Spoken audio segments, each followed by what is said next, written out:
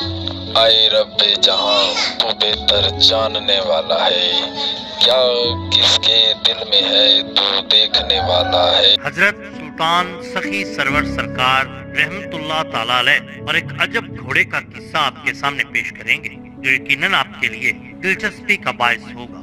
नाज़रीन, हजरत सखी सुल्तान सरवर सरकार रहमतुल्लाह ताला अलैह की वालदा माजदा सादात घराने से थी। जब हजरत सुल्तान सखी सरवर के नाना जान फौत हुए तो नाना जान की जायदाद में हजरत सुल्तान सखी सरवर की वालदा को भी बाप की जायदाद में हिस्सा आया।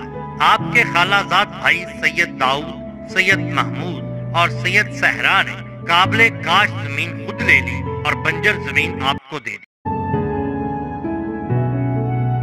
दी। खुदावंदे करीम के फजल से आपने जो फसल उस जमीन में काश्त की वो खूब पैदावार दे गई, जबकि आपके खालाजाद भाइयों की फसल अच्छी न हुई।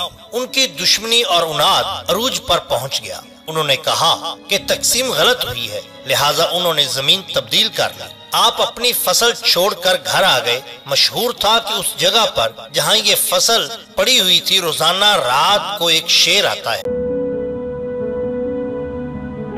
खालाजाद भाइयों ने सरकार को कहा कि आप फसल पर जाएं और वहीं रात बसर करें।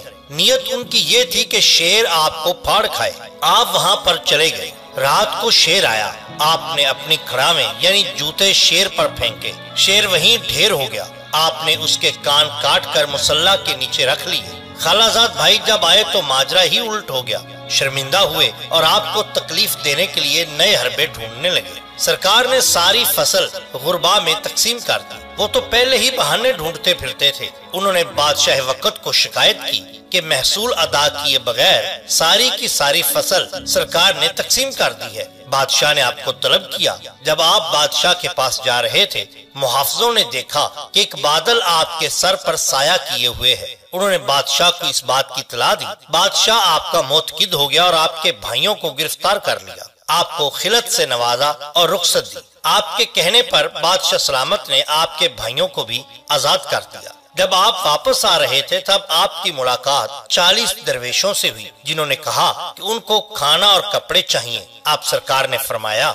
मेरे पास ये शाही घोड़ा और लिबास हैं, ये ले लो। उन्होंने शाही लिबास आपस में तकसीम कर लिया और घोड़े को ज़िबा करके खा लिया। जब आपके खालाजाद भाइयों को इल्म हुआ कि शाही लिबास और घोड़ा भी आपने तकसीम कर दिया, तो उन्होंने ज़िबा शुदा घोड़े के खून का एक प्याला भरा और मुल्तान की राह ली। बादशाह वक्त के पास हाजिर हुए और कहने लगे, जिले इलाही, सखी सरवर एक शोबदा बाज है, वो किसी को खातर में नहीं लाता। उसने आपके अता करदा लिबास और घोड़े को दरवेशों को दे दिया। सबूत के तौर पर ये खून का प्याला उस ज़िबा शुदा घोड़े का हाजिर है।